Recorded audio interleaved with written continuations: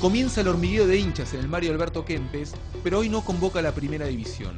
Tampoco el Nacional B. Es noche del Argentino A, la tercera categoría del país, y 30.000 personas se movilizan por Talleres.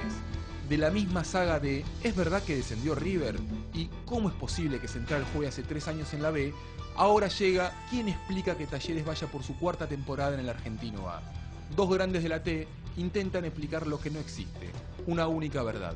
Sin duda que a medida que fue pasando el tiempo, te estoy hablando de la mejor época del 74, que contratan a don Ángel Labruna, 75 Pedernera, mira lo que estoy nombrando, Rubén Bravo en el 76, después viene Saporiti, después viene Pastoriza, después viene Basile, y a medida que iba transcurriendo el tiempo, lógicamente los jugadores a lo mejor iban bajando su nivel también, y quizás por ahí no hubo el recambio suficiente o necesario, diríamos, para que ese plantel o ese equipo no tuviera el nivel que había tenido en ese momento. En lo mejor de su tiempo, Talleres, tuvo un problema, ¿cómo te podría decir?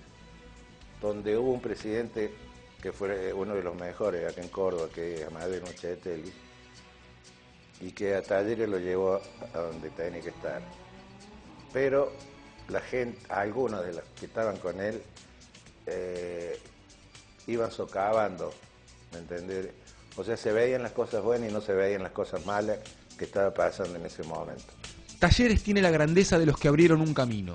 Fue el pionero que se reveló al histórico dominio porteño, rosarino y platense del fútbol argentino, le dio 2 jugadores a la selección campeona del mundo de 1978 y llevó su fútbol a todos lados, pero a todos lados en serio. Ganamos campeonato en África, ganamos, hemos andado o sea, en Los Ángeles, o sea, Centroamérica, todo.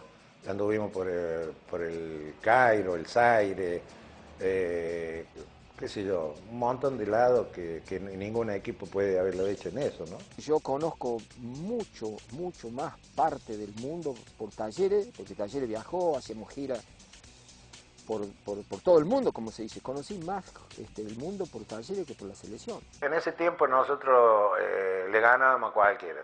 Aquel Talleres era la voz de los equipos del interior. Tenía equipazos y llevaba multitudes. Talleres era el sumo de acá en la Argentina en ese momento. Talleres llenaba las canchas en cualquier lado. Yo me acuerdo, fuimos a jugar a la cancha de Boca, a la cancha de River, a la cancha de Racing y eran 200, 300 colectivos que iba, que se llenaba la cancha. Y este es el aspecto que presenta la cancha de Talleres cuando faltan 45 minutos para el comienzo del partido. Hay fechas que a veces a nosotros los jugadores nos quedan muy grabados de algunos partidos inolvidables, de algunos encuentros. La final de un campeonato nacional, que era como el final de aquellas grandes campañas que Talleres había hecho o que habíamos hecho nosotros, diríamos del año 74. El árbitro echó a 3 jugadores independientes. Te das cuenta, ganando 2-1 aquí en tu casa, de local, y no faltaba mucho. Es decir, nosotros si hubiéramos tenido un poquito de experiencia, tratar de tener a la pelota como hacen ahí muchos equipos. No, queríamos hacer el tercer gol. Después hablamos en el vestuario, qué tarado decimos, ¿no? Y te das cuenta de local, con la cantidad de jugadores más que teníamos nosotros, era como doble la tristeza, pero sin duda que fue un golpe durísimo, que nos costó mucho recuperarnos. Parecía que no habría mayor castigo que la final contra Independiente en el Nacional 77, pero aquello fue un dolor en la cumbre.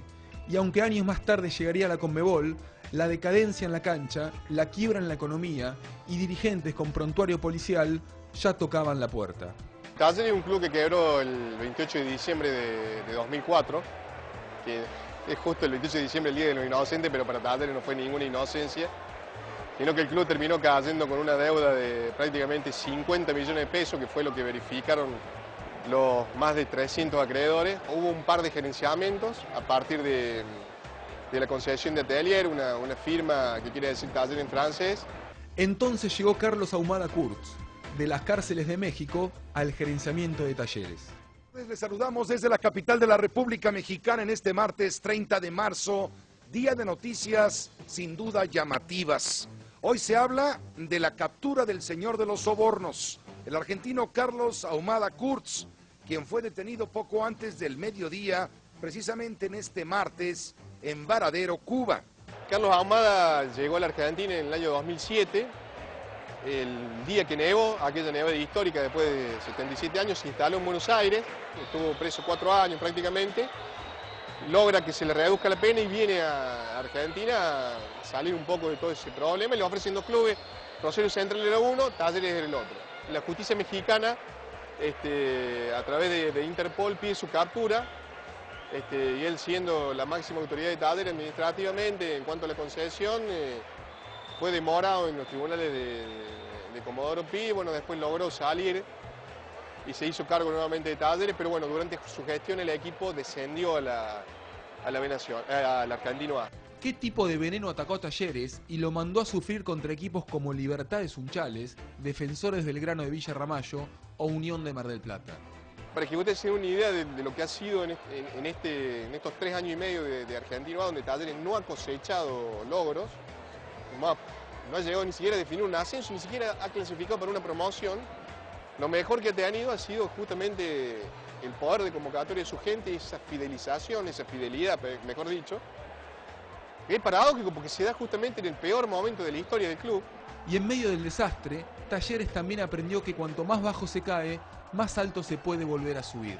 Dejó de usar su cancha en la boutique porque mucha gente quedaba afuera y este sábado, frente a 30.000 personas en el Kempes, comenzó la parte final de su 4º año en el Argentino A. En Buenos Aires no nos enteramos, pero el operativo regreso de un grande está en marcha. Como Fernando Cabenagui o el Chori Domínguez en River, como Miguel Russo en Central, Talleres también apostó al regreso de un viejo conocido, Javier Villarreal, 13 años después de haber dejado el club cuando todavía estaba en primera división.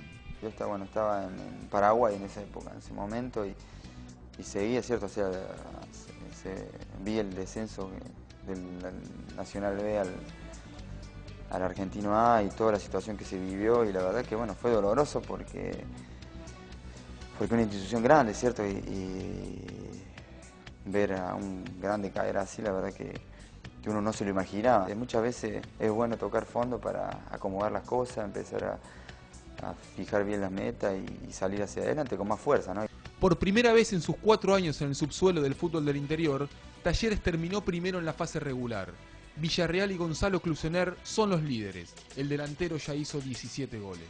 Me gusta convertir, a mí me trajeron para hacer goles y por suerte estoy cumpliendo, ¿no? Esperemos que siga con esta racha. Después de mucho tiempo el plantel parece balanceado. Talleres, ahora sí, busca el ascenso. Este es el mejor momento, ¿por qué? Porque clasificó un tiempo antes, diríamos, salió primero de varios equipos que son fuertes, equipos del interior, ¿no? Y hoy tiene la posibilidad, diríamos, de que todo ese mejoramiento a nivel institucional, a nivel equipo, a nivel grupal, me imagino que los jugadores ya deben conocer a pleno, como se dice, todo lo que significa ponerse la camiseta de Talleres, ¿no? Es difícil lograrlo, porque podés pagar la quiebra, pero no podés pagar un ascenso. Eso lo tenés que ganar en la cancha. Y lo mejor es que Talleres no solo busca el ascenso, también pelea por levantar la quiebra y que sus socios vuelvan a votar, todo en el año del centenario. Con los dineros de la indemnización de Pastore, con este fondo de inversión formado por los señores Aldo Roggio, Rodrigo Escribano, Ernesto Salum y Hugo Bertinetti, es que el club ha podido financiar el día a día, sin generar deuda. Y con estos dineros, estos fondos del caso Pastore, ha ido pagando la deuda. Hoy está en aproximadamente 10, 11 millones de pesos. Por caso el juez que está a cargo, Saúl Silvestre, que fue quien reemplazó a Carlos Tale, es quien ha dispuesto la normalización del club, que la gente puede empadronarse, porque con esta ley 25.284 los socios pierden su carácter, pierden voz y voto. Ha dicho que las elecciones van a ser 90 días después que se levante la quiebra, a fines de este año de 2013, que es justamente el año del centenario. El 12 de octubre de 2013 cumple Talleres 100 años. El primer paso fue el triunfo 1-0 contra Juventud Antoniana de Salta, el sábado pasado. Ahora viene Sportivo Belgrano de San Francisco, en el segundo capítulo de un torneo final que tendrá 10 fechas y un único censo directo. El Argentino A, o sea, es un torneo difícil, ¿cierto? Como decís vos, de muchos viajes. Hay equipos que tienen historia, ¿cierto? Que son difíciles, canchas difíciles. Por ahí no se televisa. Y San Martín de Tucumán, que es un equipo que históricamente grande, ¿no? Del interior también. Después Sportivo Belgrano, que tiene muy buen equipo. Santa Marina, que siempre se arma para ascender. La verdad que hay 11 equipos, de los cuales todos van a pelear por algo y hay que tener cuidado de todos, ¿no? Hay mucha presión, ¿cierto? Mucha ansiedad de la gente, muchos adversarios alrededor también, ¿cierto? Que se han levantado en el momento del campeonato y se van a seguir levantando hasta que, bueno, logremos el ascenso. Tenemos que salir aquí de la zona de esta zona. Valencia, El Derete, Bravo, Canelo y Loco Wellington, y la Chaludeña, la Cato Oviedo, Galván, Sufrenazo, Flaco Río, Gómez, todo ese cuadro de antes. ¡Vamos, Talleres! Y ahí van los hinchas, los más grandes, que conocieron la gloria, y los más chicos, que dicen estar por conocerla. En el pasado de Talleres está su futuro. Te quiero mucho y vamos a ganar este partido, por Dios.